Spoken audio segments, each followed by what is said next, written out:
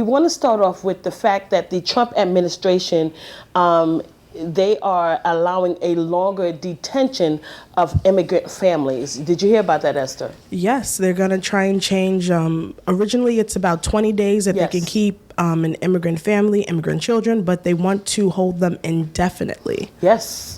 And what does, when you say indefinitely, that sounds like forever and ever and ever.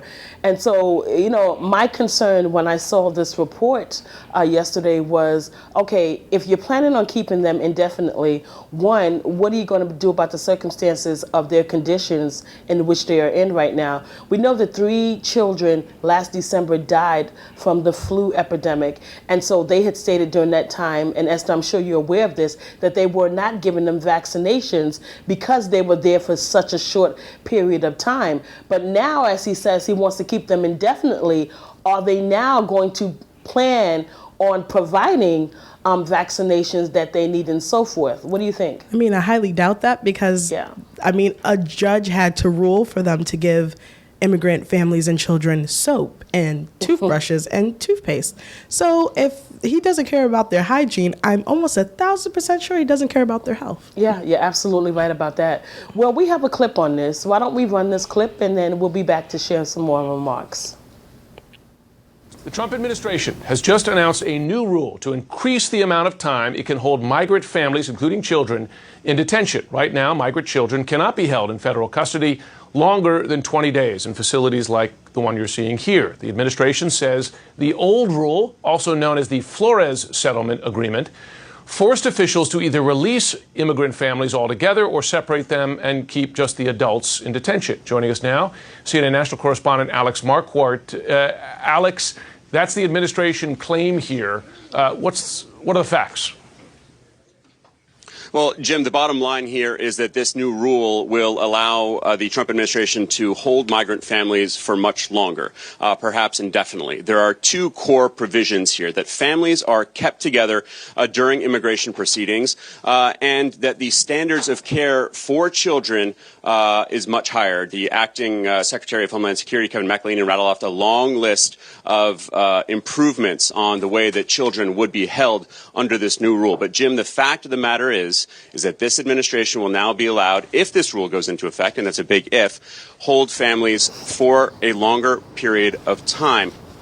And so here we are with this administration stating that they, one of the things that Tribulation Trump stated yesterday, Esther, and I'm sure that you heard the statement as well, is he said that, I'm thinking about the children, I'm trying to keep families together. This is what he stated, that his whole purpose of doing this was to keep families together and not have them separated, parents separated from their children. But we know that that is not actually true.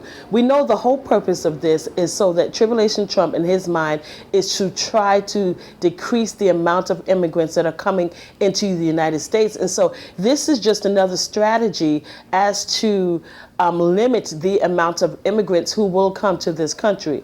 But Esther, let me ask you a question, as this is one of the things that they are planning on doing. Do you think that this is actually going to work? By stopping, do I think that it's going to stop immigrants? Yes. I don't know. That's a pretty loaded question. I mean, in my mind, I don't know. Well, I don't have a full idea of how awful their lifestyles are and the places that they're actually migrating from. But I can't imagine that it would, people have been coming into the country, I don't want to say illegally, but pretty much illegally, right, for a very, very long time. Yes. And they figured out a way to do it. So I think that, especially because states now, we have sanctuary cities, there are a lot of mayors and governors of states that are saying like, hey, these are your rights, this is what you need to do. I know specifically in New York City, Governor Cuomo and Mayor de Blasio have been very, very, very, very on the ball about making sure that immigrants know their rights. Yes. So I don't think it's going to deter them. I think it may stop them for a while until they figure out a different way to do it. Right. But I don't think that it'll stop them, and I don't think that it should stop them. Yeah, I totally agree. When you think about the conditions that many of these immigrants are coming from, the conditions are absolutely horrific. And so the fact that they are trying to flee those conditions to come to a country, I totally understand why they're coming. Now, should they be legal? Should they come in the legal route? Yeah, I would say so. But just think about how many people have come here illegally and have made a life for themselves as well as their families in a productive manner. There are thousands of people who have come to this country and have made a productive life for themselves and their families.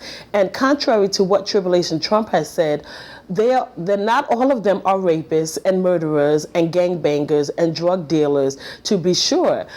So to make that statement and to put that into the minds of the American people as to say that, wow, all of these immigrants that are coming, they're all no good, they're all bad people, is so untrue and so unfair to the immigrants. Just myself personally, my parents having coming here from Nigeria as teenagers and building a life here and having myself and my siblings here in America, my father worked hard. My father went to school. My father graduated with his master's. And, you know, they worked hard for their family to build a better life for us as their children. So again, not all immigrants who come here are here to do harm, but they're here to better their lives for themselves as well as their families. And I think if you really want to look at the immigration issue or immigration policies, we have to rewrite the entire script. Yes. Just thinking about how backed up ICE agents are, yeah, and how backed up, how many immigration lawyers we actually have. Yeah. So the process is draining. It's long. It is. It's exhausting. It's expensive. Yes. So if you really want to fix illegal immigration, then we need to rewrite the whole policy and look at the stances and where we are and how we can fix it so that we can actually process immigrants in a, And that's if you're really, you just said the key words, that's if you're really interested. Exactly. We know that he's not interested. We know Tribulation Trump is not at all interested. He just wants them out of this country. This is a bit of a news blog we do, looking at spiritual wickedness in high places for the most part, making some observations about it and giving people a biblical foundation to the way of interpreting, rather than have Sean Hannity or Laura Ingraham or Janine Pirro or Anderson Cooper or Rachel Maddow or Don Lemon, Rush Limbaugh interpret what's going on in the world. You come to me and I'll tell you based on what the Word of God says. They'll just give you their worldly, sinful view. But the Manning Report will tell you what God has said, whether to say yea or nay, whether to go or to stay. You'll be led by the word of Almighty God. Come to the Manning Report on a daily basis to interpret the spiritual wickedness in high places, because there's plenty of it that's going on. And so I'm the Lord's servant, James David Righteous Rebel Manning, and I'm here to serve you with news and information.